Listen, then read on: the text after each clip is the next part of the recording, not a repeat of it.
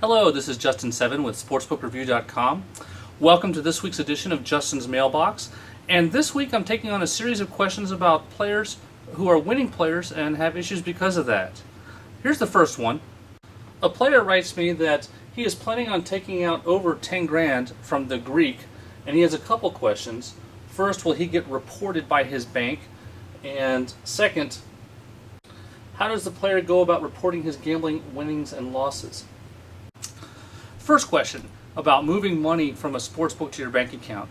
Due to the Unlawful Internet Gambling Enforcement Act, most banks are not going to allow a transaction they recognize as proceeds from gambling winnings. As a result, you're going to be hard-pressed to find books that'll do a bank wire for more than $5,000. You can probably get your money out of Olympic, or the Greek, but you're going to have to do a couple smaller transactions. Your second question regarding taxes. If you win money betting sports, you have to pay income taxes on that, at least in the United States. Most countries don't tax gambling winnings, but the U.S. does.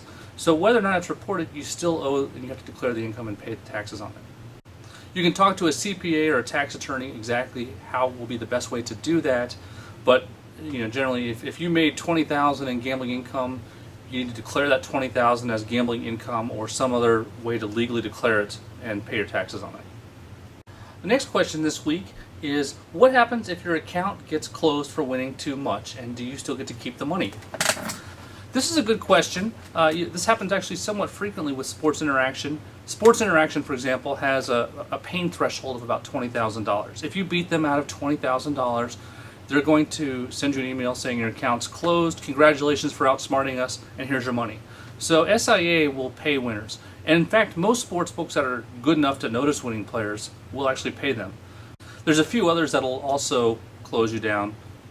If you want to look for good books, look at the recommended list. If it's a recreational book that's rated A, they may close you down, but you'll get your money. In fact, most books will pay you that are at least C or higher. If you get down to the D or lower range, the risk of getting stiffed when you win big goes up substantially.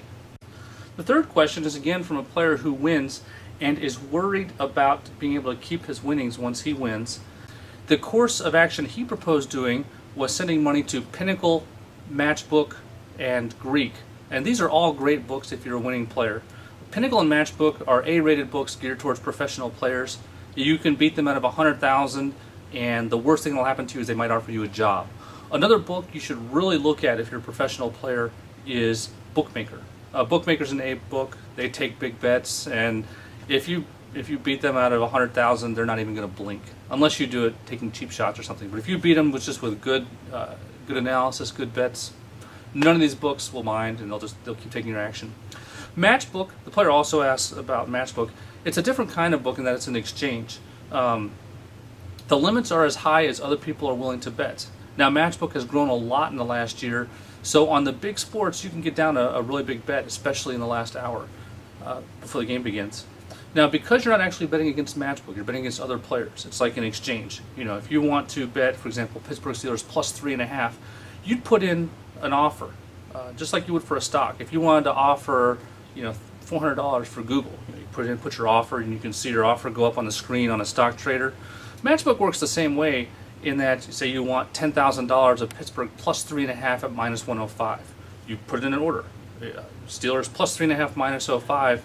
And then the order screen would show for the other side someone being able to take the opponent of the Steelers instead of at minus 05 at plus 05, because that would match you.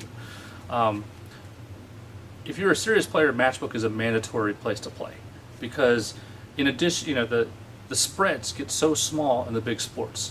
An example would be on game day, most spreads on the big sports, NBA, NFL, and baseball, an hour before the game begins will be 1 cent. So if one side is minus 100, the other side is minus 101. Now, in addition to the 1 cent spread, you're going to end up paying probably 2 cents in commission. So the effective spread at Matchbook on most of these big sports is 3 cents. So if you're not playing at Matchbook and you're a winning player, you need to be playing there because you'll do better. That's all for this week's edition of Justin's Mailbox. If you have any questions, feel free to send me an email or a PM to justin@sportsbookreview.com.